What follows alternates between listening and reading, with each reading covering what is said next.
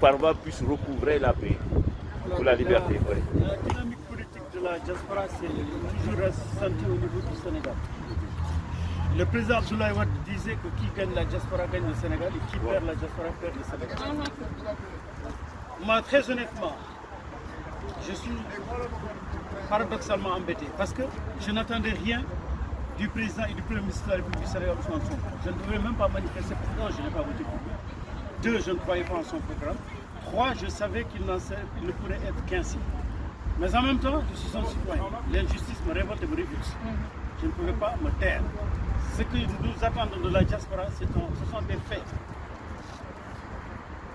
Farba, il y a deux choses qui font que le Premier ministre du Sénégal, je pense, a instrumentalisé l'histoire de Farba. Le fait d'aller à Agnam, pendant les élections législatives du 17 novembre 2024, et dire, je vous garantis, parce qu'on sait que c'est la garantie, quand vous achetez un meuble, un frigo, une cuisinière, il y a une garantie, que ce sera sa dernière campagne. Déjà, moi, du point de vue de la croyance en Allah subhanahu wa ta'ala, qu'est-ce qui détermine l'un des deux? Plaise à Dieu qu'ils vivent 100 ans tous les deux. Mais est-ce que le Premier ministre sait qui des deux partira le premier? Ça, c'est un. Deuxièmement, mais pourquoi décide-t-il du sort politique de Farba? La deuxième chose, c'est de décrire Farba comme simple griot. Simple griot du président Macky Sall. Comment se fait-il qu'il a des milliards? Mais le Sénégal a toujours eu des milliards de la trempe de Farba. Je pense souvent à feu Djilimay, je pense souvent à feu Ndjouga Kébé, je pense souvent à feu Sélé Guissé et d'autres. Ils ont tous eu leur fortune grâce à leur fonds et à leur investissement et aussi à leur engagement, à leur, entre parenthèses, que Harouna est vivant, Dieu merci. C'est pour ça que je disais feu et qu'ils vivent longtemps aussi par ça. Troisièmement, pourquoi la diaspora? Je disais tout à l'heure le paradoxe. En même temps, on ne peut pas ne pas bouger par rapport à ce qui se passe au Sénégal. Rien de ce que fait Ousmane Sonko. Parce que quand il n'avait pas la majorité, il n'a pas voulu à la pour faire sa déclaration. Parce qu'il savait qu'il y trouverait certainement des Kouramaki et d'autres qui ne pourront pas ne pas faire allusion à une affaire qui est la cause du premier problème du Sénégal. Deuxièmement, aujourd'hui, c'est la deuxième fois qu'il va à l'Assemblée. Il va retourner en maths parce qu'il a 130 députés qui lui sont totalement dévolus. Il disait, nous, dans la 13e législature avec laquelle j'étais avec lui, que nous étions une chambre d'enregistrement. Nous ne servions qu'à applaudir. Mais aujourd'hui, les Sénégalais ont vu, vendredi dernier, quand il est venu faire sa DPG, mais qu'il a des députés à sa porte, des députés godillots. Donc tout ça fait que je ne peux pas sortir de ma réserve, de ma retraite politique et dénoncer aux concitoyens ce qui se passe. Et je ne peux pas juste. Parce que ce n'est pas la justice qui a dit on va enquêter sur Farba, qui encore une fois n'a jamais géré les deniers publics. Parce quand on dit réduction des comptes, mais ce sont des comptes publics, que l'argent du peuple, du contribuable sénégalais. Ce n'est pas le cas de l'honorable député maire des Agnam, mais là je me rappelle comme il parle. Donc, on ne peut pas laisser passer ça. Et c'est l'histoire de Farba, le 27, plaise à Dieu qui retrouve sa liberté.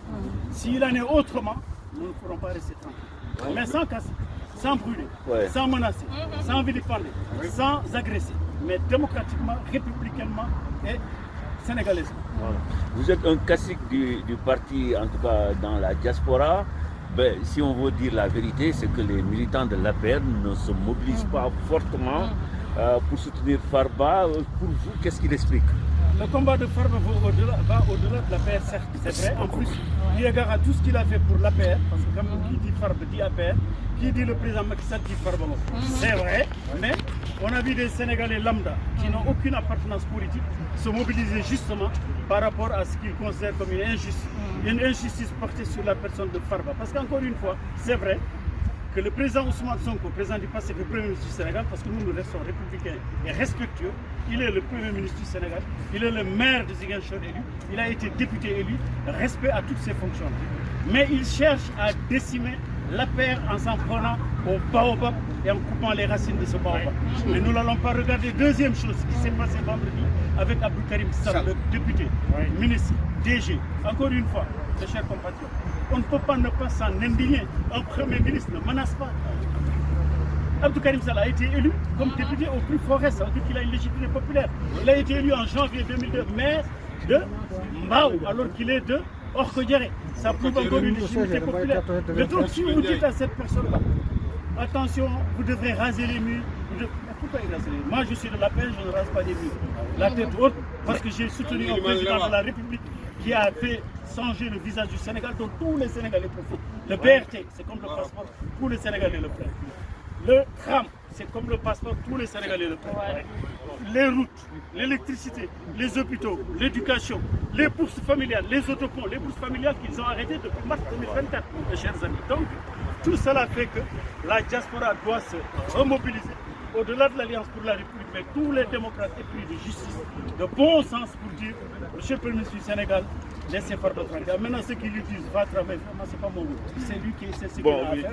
Demba, je reviens un tout petit peu sur ma question. Est-ce que vous avez tenté quand même de convaincre vos camarades de parti pour qu'ils se mobilisent fortement pour soutenir Farba? C'était ça ma question.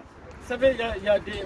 Même si forcément ils ne sont pas dans la rue ou dans les places ou devant la CPI, mais comme à la base historique du parti, dans les foyers, dans les appartements, dans les restaurants, dans les hôtels, pratiquement, nombre d'entre eux soutiennent le combat que nous menons. Nous sommes le représentant visible, mais il y a tellement de contraintes dans ce pays-là maintenant. Travailler le dimanche, travailler la nuit, et puis une certaine aussi...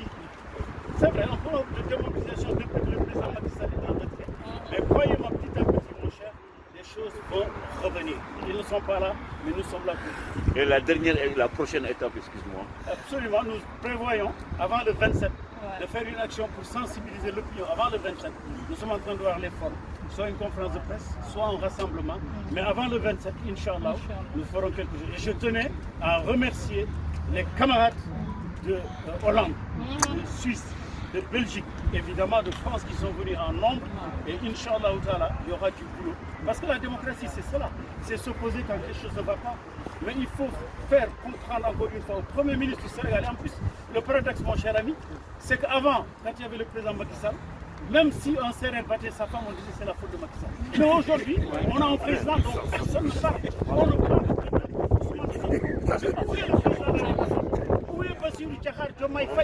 donc encore une fois, nous aurons du boulot parce que ce sera nous et le Premier ministre de la République du Sénégal, président, parce que comme je l'ai dit à mon pays, président il n'existe pas. Et encore, avant de terminer mon cher, il y avait une célèbre revue de presse, le gars terminait toujours, sous le pétrole du côté Rekhen, troisième mandat de film.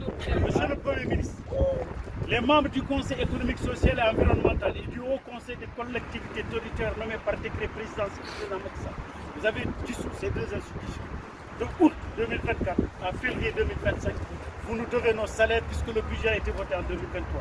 Si vous ne les payez pas ici-bas, vous nous les paierez au-delà. Bravo.